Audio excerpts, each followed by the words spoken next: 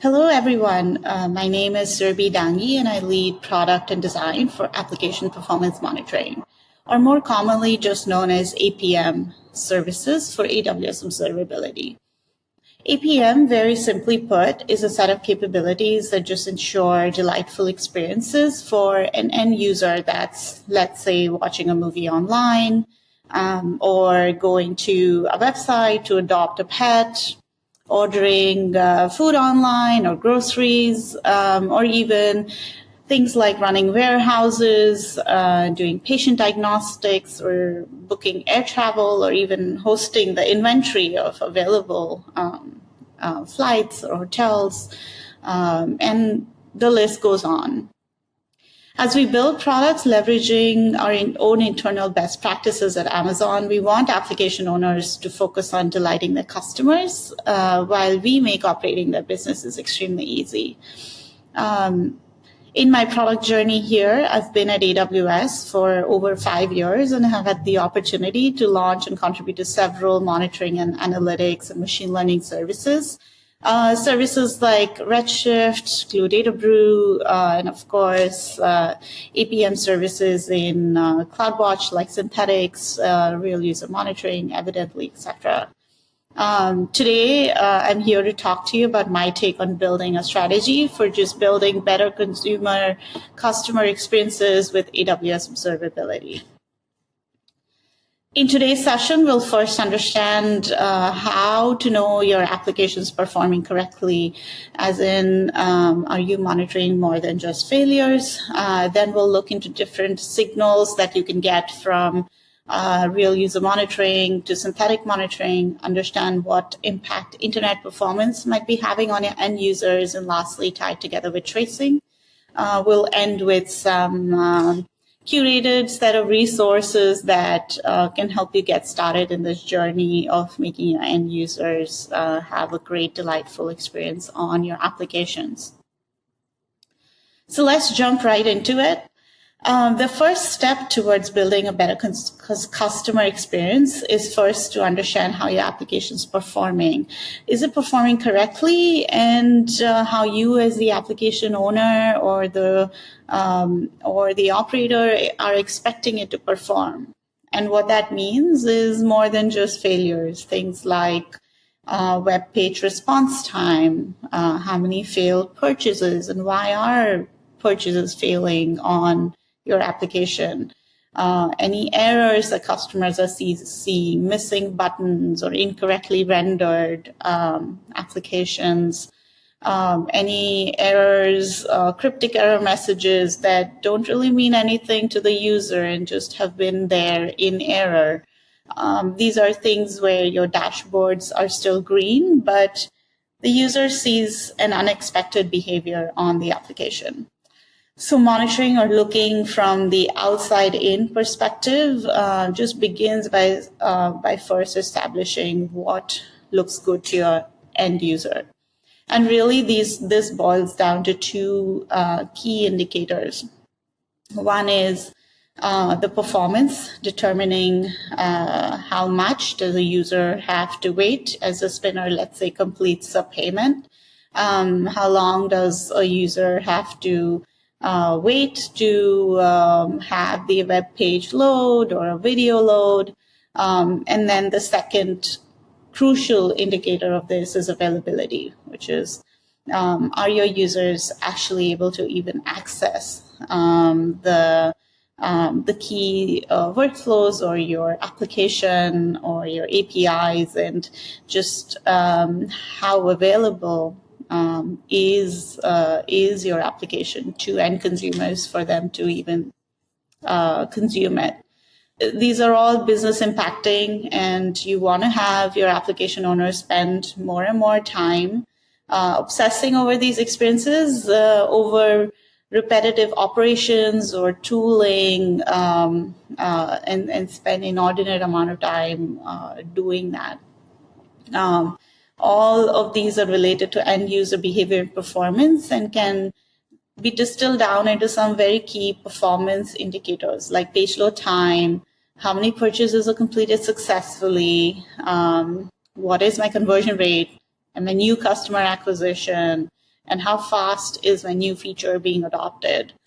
So today we'll look a little bit into what forms the building blocks of building these delightful user experiences, and then look into different ways in which you can easily do so.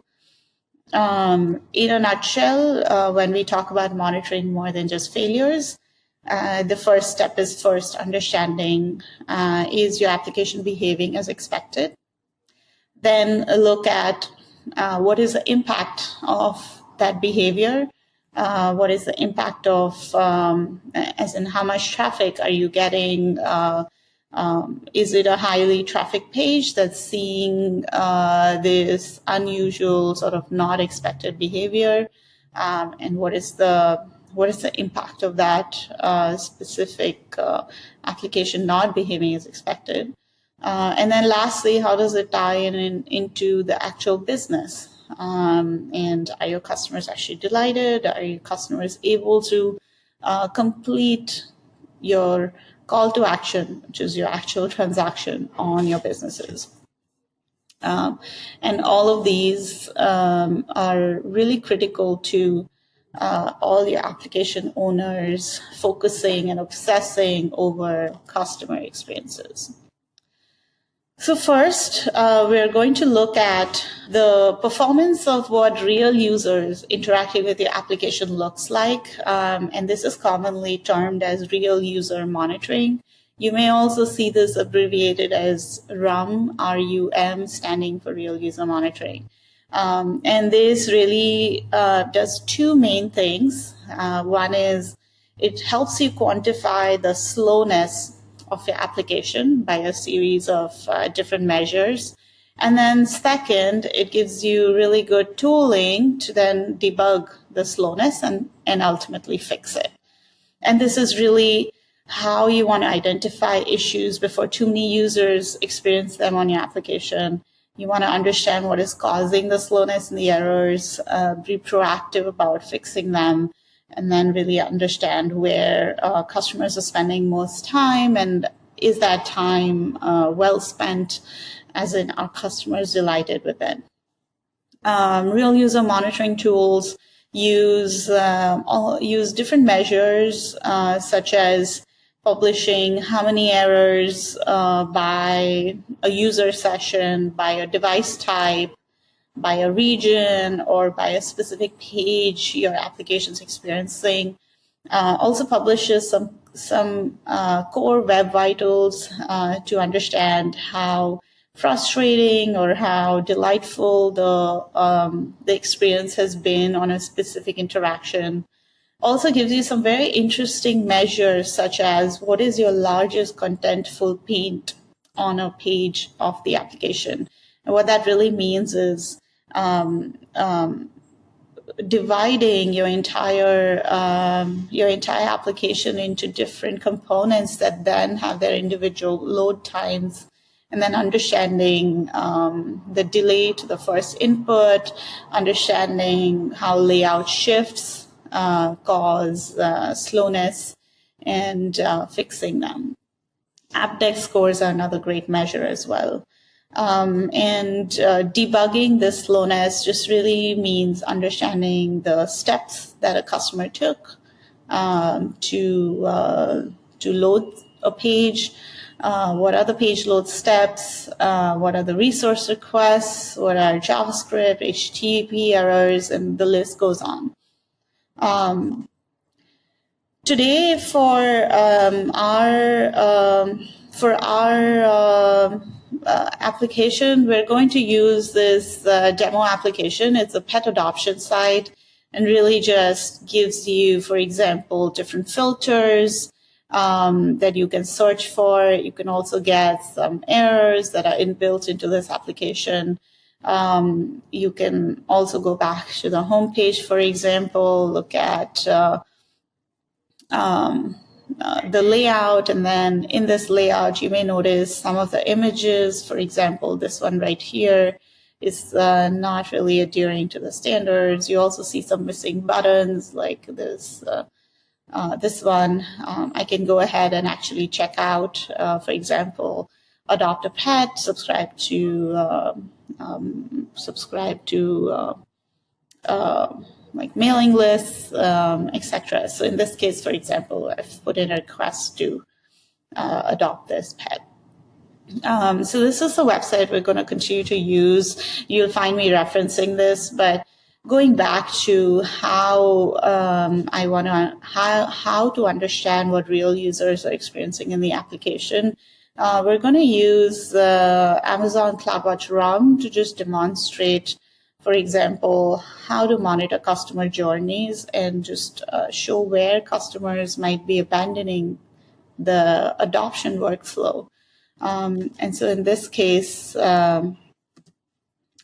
you will see if you go on to the RUM console in CloudWatch, you'll see a variety of indicators here that you can juggle through time, things like page load, aptX scores, where your users are coming from, regions, etc.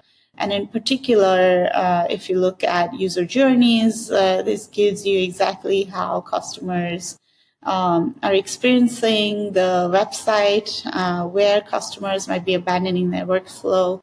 And if you can see, your key call to action here is really adopting a pet, which is this indicator right here. And you can see just what journeys are most successful.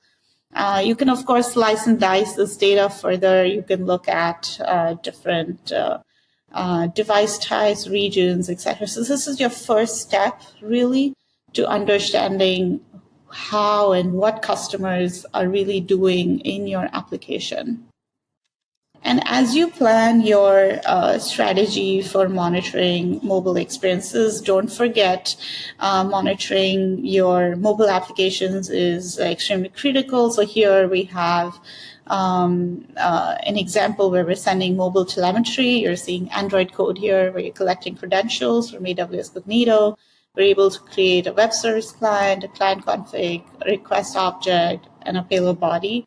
From here, we can easily use a RUM request, use an AWS v4 sign by our SDK, and you can actually see that you're sending mobile telemetry to CloudWatch RUM. So you just filter by mobile, and you'll see all of these different statistics. You'll be able to drill down on regions, and then similarly also drill down on journeys that a customer experienced through an equivalent mobile application. And this is a crucial part of just understanding what customers are doing in your application, and then gives you different strategies to optimize the application for both for performance as well as for availability, and particularly in this case for slowness. A complement to real user monitoring is another commonly used methodology, which is called synthetic monitoring. And synthetic monitoring really helps you simulate user interactions on your application and help you be notified about things that potentially can impact users even before they experience it. What that means is just monitoring workflows, let's say, that don't have too much real user traffic, but are still very critical. A common example of this is, for example, in news publications where you have a ton of users, lots of real users visiting and reading news articles, and so you have a ton of real user data and a great indicator for slowness and performance there and availability. However, not as many users potentially donate to the website, for example, to the news publication, and hence it's not a heavily trafficked workflow, but it's still very critical. You want to convert that user, and you don't want somebody who has an intent to actually complete the transaction just have a failed transaction. And so this is really a great way to have an idea of what real users might experience when they land on this application. And this is done, for example, in Amazon CloudWatch Synthetics by a piece of code. It's a piece of script that runs in the form of a canary. And a canary can just run 24/7. So in this example, this canary monitors the visual variance of the state of the page to see if anything unexpected, a phishing attempt, etc., has been added to the web page. You can see a bunch of issues that are automatically generated, but my favorite way to really understand this is a picture speaks 1,000 words, which is you can see the visual difference between the previous run and this run of that canary being highlighted directly onto the screenshot of the application. Setting these canaries up is extremely simple. CloudWatch Synthetics already comes pre-populated with a bunch of blueprints that help you get quickly set up. You can also record your customized scripts or canaries using the Chrome extension of a canary recorder. So you just need to sort of click through your application to then create a flow that just keeps running once a minute, every minute, or once every 5 minutes or 15 minutes, and then reports back whether this flow passed or failed. Alerting on this and tying this together with real user monitoring data can give you a complete picture of your application and how your customers are experiencing it. Now, there are scenarios where, let's say, all your monitoring dashboards are green, there's nothing alarming there. However, you still receive customer support tickets saying, the application is slow or unavailable to customers. And in this case, another common monitoring measure is actually to understand how much of your performance issue is actually related to your own application, or is it related to just where the customer is located, or the ISPs there that are impacting, having a performance and availability issue that's impacting your customer experience. These user experience issues are essentially affected by internet events that are outside your control and that can often go unnoticed. And so really when a service operator or a support team is looking into the issue, this is one of those that you want to isolate early on so that you don't go down, or you want to understand if it is an internet issue and not your application, you can quickly root cause and direct the customer to the right channels. An easy way to do this is a tool we recently launched. It's called the Amazon CloudWatch Internet Monitor tool, and really helps you quickly understand the path of the internet between your user locations and your applications. And this helps you understand which customer locations or location and ISPs are seeing degraded user experience. And these are while accessing applications hosted on Amazon CloudFront, Amazon Workspace directories, or directly in the Amazon Virtual Private Clouds or VPCs. This bridges that network path of the internet between your users and your application. It's a great way to root cause whether or not the internet is the issue or the application is the issue early on in your root cause journey. So these are three different indicators of what could be impacting your customer experience. But how do you tie all this together? And ultimately, how do you understand what could be causing issues? And those could be a variety of things. Some of it is just related to the application. And by the application, I mean how the front-end experience is set up or what the customer is experiencing on the internet. But some of it can also be related to just how the infrastructure works. In CloudWatch RUM, in CloudWatch Synthetics, you can, for individual canaries or in RUM, turn on something called tracing. And tracing really helps you trace individual requests from when the customer is hitting the application all the way to the infrastructure. And then you'll be able to root cause all the way to understand what is it an API gateway that's causing an issue? Is it some other component? Where are the errors and the faults? And what resources specifically are erroring out within your applications? Gives you a plethora of tools. Tools like AWS X-Ray, for example, give you traces that then can be visually consumed in what we call a trace map, as well as broken down into a timeline of all the segments that comprise that trace. Logs also are a great tool to then deep dive into what might be happening for a specific trace and what is the component that is causing errors and faults and latencies. And these are very easy to turn on. So for example, in tools like Synthetics, when you're creating a canary, you can just select a checkbox, and what that will do is enable tracing for your canary. End to end, all of these tools serve a different purpose. They particularly, one, from a real user perspective, give you visibility on what customers are doing on your application.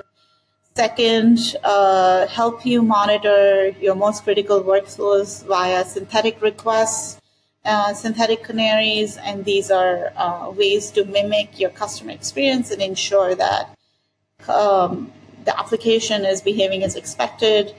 Third, look at whether internet issues are causing a degradation in your performance, and just an early indicator of whether that is something you should root cause or understand if it's an application issue. And then lastly, how do you tie all of this together using tools like AWS X-Ray that just help you trace requests all the way from when a customer visits a payment gateway back to the infrastructure. Together, these form the capabilities that customers commonly call application performance monitoring, and ultimately help customers have better customer experiences.